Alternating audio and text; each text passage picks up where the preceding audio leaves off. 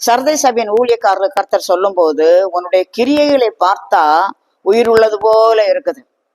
இது சர்வசாதாரணமா நடக்கிற காரியங்கள். சில சபைகள் கட்டடத்தை பார்த்தா, அங்க போற ஆட்களை பார்த்தா, ஆள் கூட்டத்தை பார்த்தா, இசைக்கருவிகளை போட்டு ஆராதிக்கிறத பார்த்தா அப்படியே எல்லா ஆவியும் அங்கதான் இருக்குது போலையும் பரலோகமே வந்து இறந்த போலையும் இருக்கும்.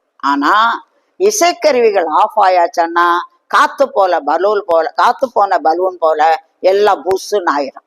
உண்மையான ஆவிக்குரிய நிலைமை ஒரு விசுவாசிக்கு, ஒரு சபைக்கு என்ன தெரியும்னா, இசைக்கருவிகள் ஒன்றையும் இல்லாம, பாஸ்டருடைய எச்சரிப்பின் வார்த்தைகள் கேட்காம, கைத்தட்டுகள் இல்லாம, விசுவாசிகள் வந்து முழங்கால நின்று ஜெபித்து தேவனை தரிசித்து கண்ணீருட்டு கதறுகிறார்களே, ஆவிக்கு கண்ணீரோடு தெய்வ சமூகத்தில் மன்றாடுகிறார்களே, அப்படி ஜெபித்து அந்நிய பாஷைகளை பேசுகிறார்களே, இதுதான் உண்மையான ஒரு ஆராதனை. இதுதான் உண்மையான ஆவிக்குரிய மெச்சூரிட்டி.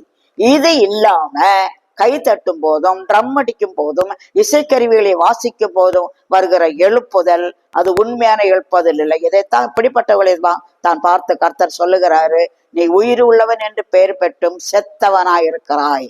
அப்ப நம்முடைய சபைகளிலே, நம்முடைய அனுபவங்களிலே இதை ஆவிக்குரிய மக்கள் தங்களை ஆராய்ந்து பார்க்க வேண்டும். தங்களை வசனத்தை வைத்து சோதித்து பார்க்க வேண்டும். நம்முடைய எழுப்புதல், நம்முடைய ஆக்ஷன்ஸ், நம்முடைய கிரியைகள் எப்படிப்பட்ட ஒரு காற்றடிக்கிற காத்து புகுந்த பலூன், காத்து எடுத்தோன்ன புஷ்ஷுன்னு போறது போல இருக்குதா? எந்த நிலையிலேயும் தனிமையிலே ஜெபிக்கும் போதும், பயணங்களிலே போகும் போதும் கர்த்தரோடு உறவாடி தேவ பிரசன்னத்தை உணர முடியுமானால் அப்படிப்பட்டவுடைய ஆவிக்குரிய ஜீவியமே தேவனுக்கு முன்பாக உயிர் உள்ளதாக, நிறைவுள்ளதாக காணப்படும். எனவே அப்படிப்பட்ட நிறைவை பெற்றுக்கொள்ள கர்த்தர் நமக்கு உதவி செய்வாராக. இதுவே கர்த்தர் எதிர்பார்க்கிற ஆவிக்குரிய ஜீவியம்.